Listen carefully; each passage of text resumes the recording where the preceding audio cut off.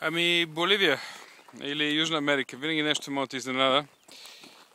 Това е главният път, ето откъде дойдох, това е главният път за Парагвай, главния. И ето на главния какво има.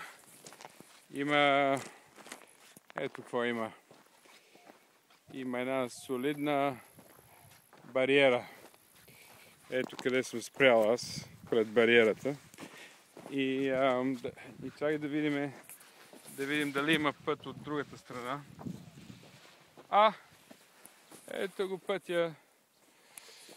Сега, хубаво е, че ето го пътя. Но това си е солидна планина, трудно мога да прескочиш. Защо е тук? С един човек говорих преди малко, не успя така да ми каже защо е тук.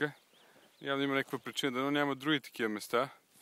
И той ми показа една пътека, ето е пътеката, през която сега ще се опитам да мина. И мисля, че внимателно ще мина.